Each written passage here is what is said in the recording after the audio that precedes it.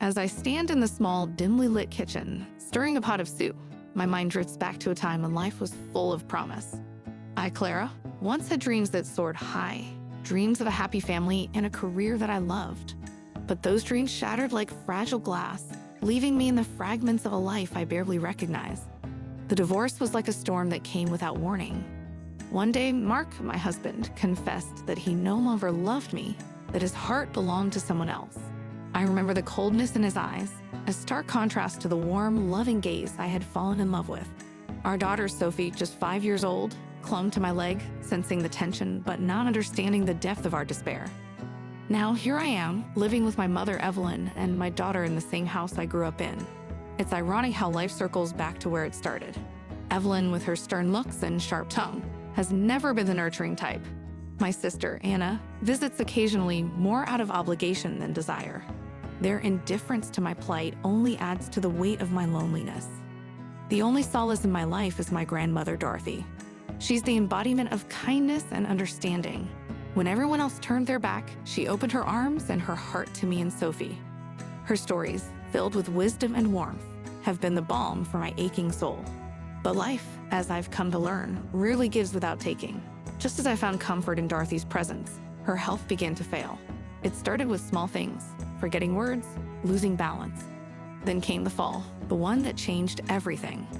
I still remember the call from the hospital, the panic in the nurse's voice. Rushing to her side, I found her frail and fragile, a shadow of the strong woman she once was.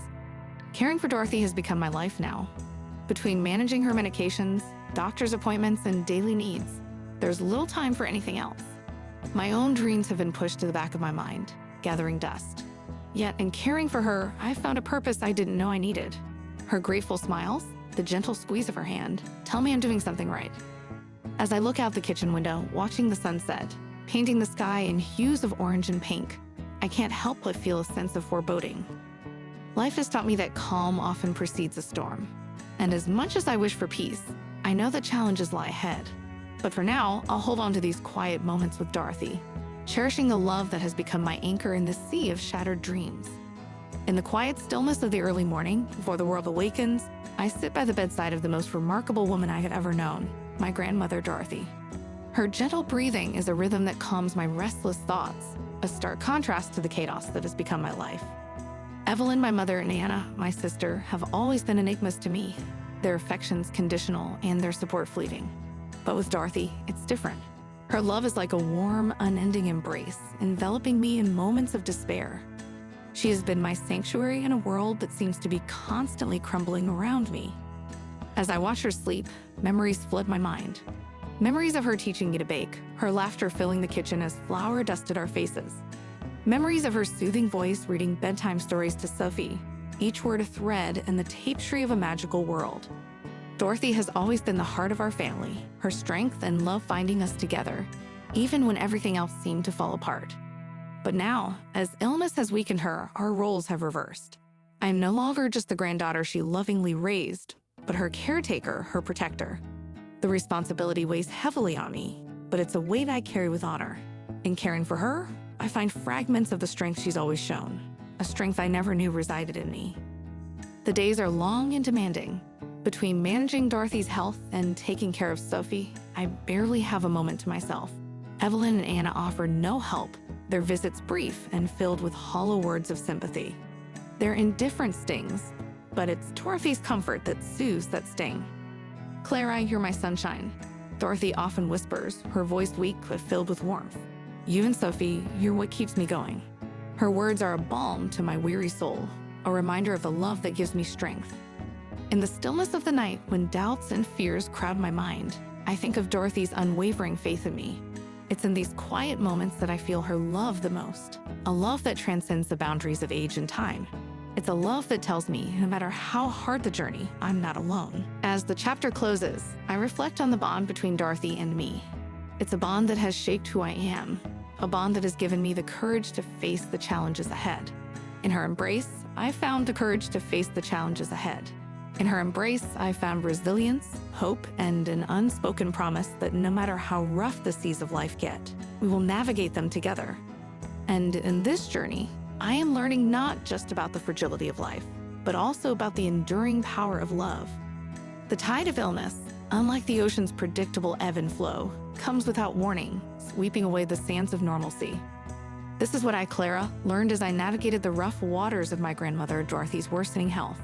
Each day brought new challenges, like dark, uncharted waters, testing the limits of my endurance. I remember vividly the evening when everything changed. Dorothy, once a pillar of strength, suddenly seemed frail and vulnerable. Her once clear eyes clouded with confusion, and her steady hands trembled like leaves in a storm. The realization that her condition was deteriorating hit me like a cold wave, leaving me gasping for air. Night after night, I sat by her bedside, holding her hand, feeling the fragile pulse of life under her skin. The sound of her labored breathing filled the room, a stark reminder of the relentless progression of her illness. In these quiet hours, I found myself grappling with a sense of helplessness, a feeling that no matter how much I did, it would never be enough. The days blurred into one another, each marked by doctor's visits, medication schedules, and the ever-growing list of needs.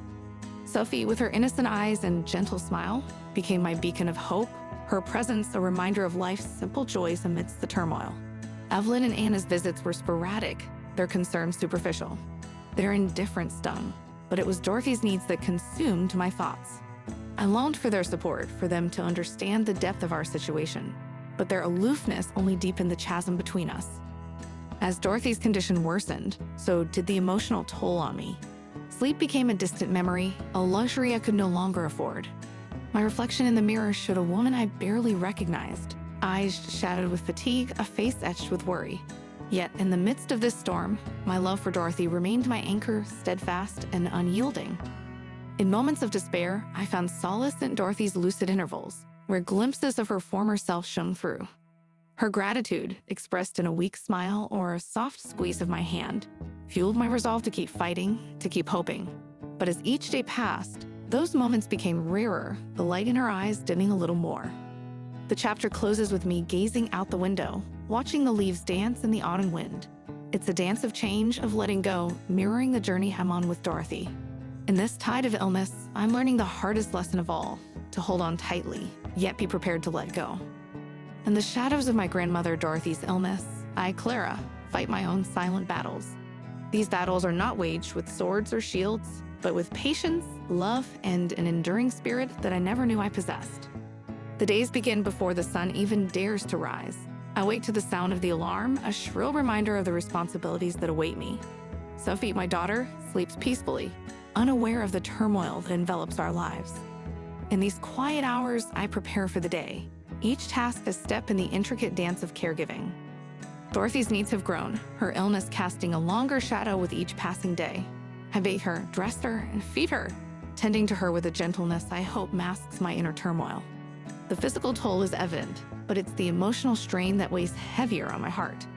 Watching the woman who was once the pillar of our family, now so vulnerable, so dependent, shakes me to my core. Evelyn and Anna's absence is a silent scream in the chaos of our lives. Their indifference feels like a betrayal, a stark contrast to the unspoken promises of family solidarity.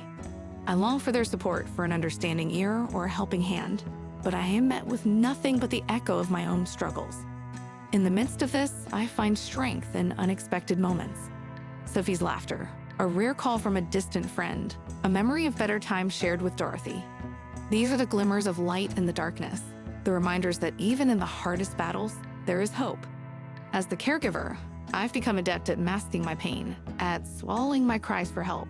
I smile for Sophie, keep a brave face for Dorothy, but in the solitude of the night, my facade crumbles. Tears become my silent companions, each one a testament to the love and pain intertwined in my heart. Yet even in these moments of despair, I am not completely lost. Dorothy, in her lucid moments, offers words of gratitude that are like balm to my weary soul. "You're my angel," she whispers, and those words, I find the strength to carry on. The chapter closes with me gazing at the night sky. The stars are a reminder of the vastness of life and the small part we play in it. In this journey of silent battles, I am learning to find strength in vulnerability, to see the beauty in resilience, and to cherish the love that makes every struggle worthwhile. In the quiet room with the soft ticking of the clock marking the passage of time, I sit by Dorothy's bedside, holding her fragile hand in mine.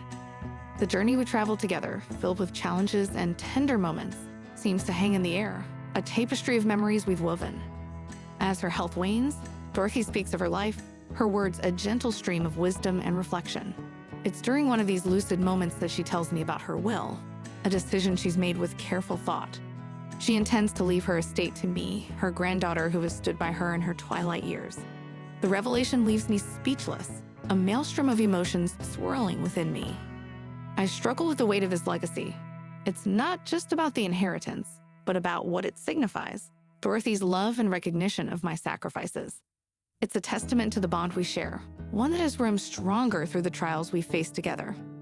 As I ponder over her decision, I realize that this legacy is not just a gift, but a responsibility. It's a continuation of Dorothy's values, her belief in kindness, and her unyielding spirit. This inheritance is not just material. It's the legacy of her love, her trust in me to carry forward the lessons she has taught me. The news of the will, when it finally reaches Evelyn and Anna, strikes like a bolt of lightning. Their reaction is a mix of disbelief and anger, emotions that have been simmering under the surface, now brought to a boil. Accusations of manipulation and greed are thrown at me, each word a dagger to my heart. In the midst of this storm, I find myself grappling with a sense of injustice. Why is it that my genuine care is being misconstrued as ulterior motives? Why can't they see the love and dedication that has defined my relationship with Dorothy? The chapter closes with me at a crossroads, holding on to Dorothy's legacy of love, yet facing the wrath of my own family. It's a test of my resolve, a challenge to stand strong amidst the turbulence.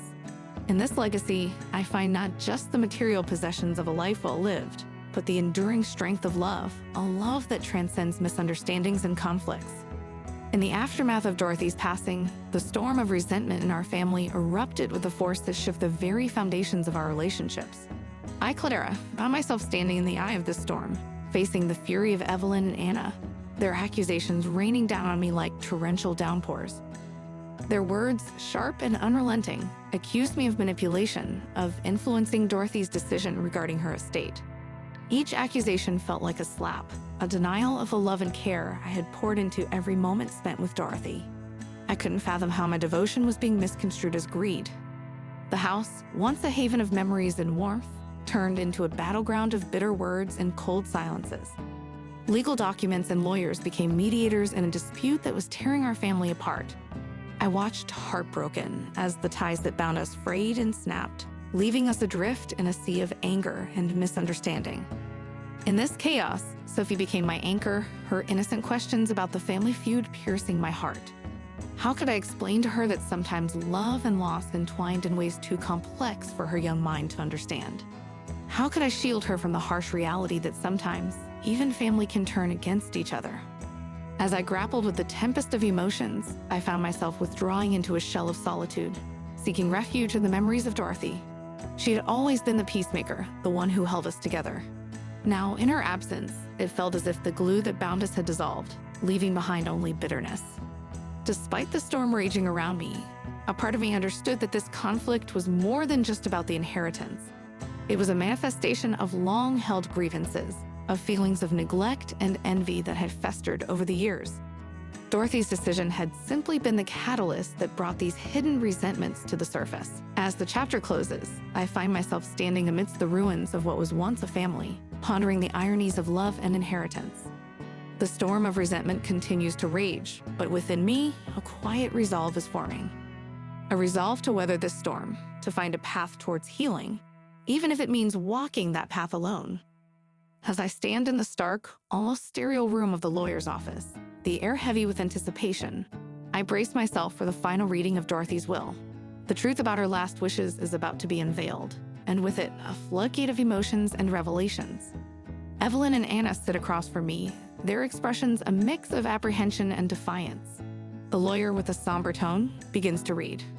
Dorothy's words, though just ink on paper, resonate with her voice, her spirit. She speaks of her love for each of us, her hopes, and her reasons for her decisions. As her rationale unfolds, a hushed silence envelops the room. The will is more than a distribution of assets. It's a mirror reflecting the reality of our relationships. Dorothy's insightful words shed light on the silent battles she observed, the sacrifices made, and the love that was often overlooked. It's a wake-up call, laying bare the raw truths of our family dynamics. As the reading concludes, a profound sense of realization washes over me. Dorothy knew. She saw the neglect from Evelyn and Anna, the weight I carried, and she chose to acknowledge it in her own way. It's a validation of my effort and love, making her decision a testament to the bond we shared. It's not just about the material inheritance, but about the emotional and moral legacy she wanted to pass on. The unveiling of these truths does not bring immediate reconciliation, but it does spark a flicker of understanding in Evelyn and Anna's eyes. The realization that their detachment and envy had consequences is visible on their faces. It's a moment of introspection for all of us, a chance to confront the realities we have long ignored. In the days that follow, the atmosphere at home is thick with unspoken thoughts and newfound realizations. I find myself reevaluating my relationships with Evelyn and Anna, understanding that their actions, though hurtful, were rooted in their own struggles and insecurities. This chapter of unveiling truths is not just about the revelations from Dorothy's will, but also about the personal truths we each confront.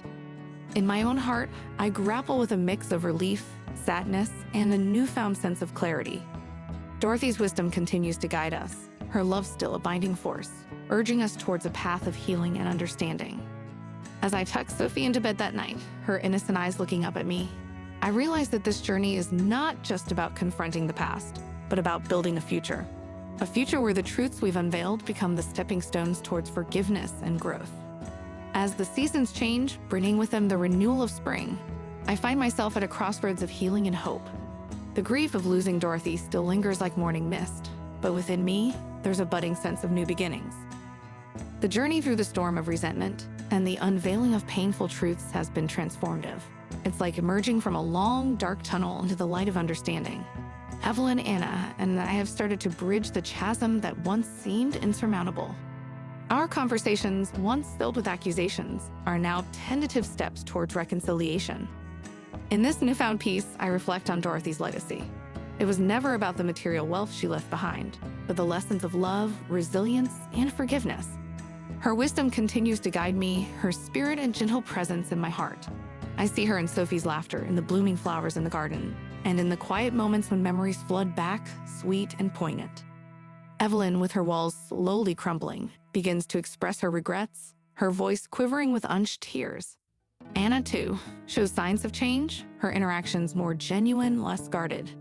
We are learning to understand each other, to see beyond the surface of our past conflicts.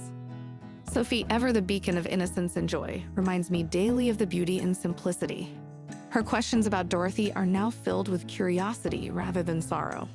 In her, I see the future, bright and full of possibilities. As I look forward, I realize that healing is not a destination, but a journey.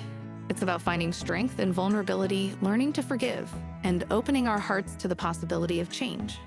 The estate, now mine, is not just a place of residence, but a symbol of this journey, a testament to the love and trials that have shaped our family.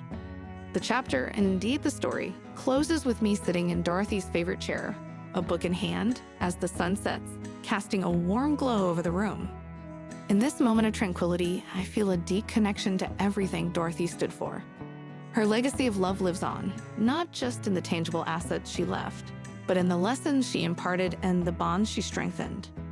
In this story of healing and hope, I've learned that while grief and conflict may be part of our journey, they do not define us.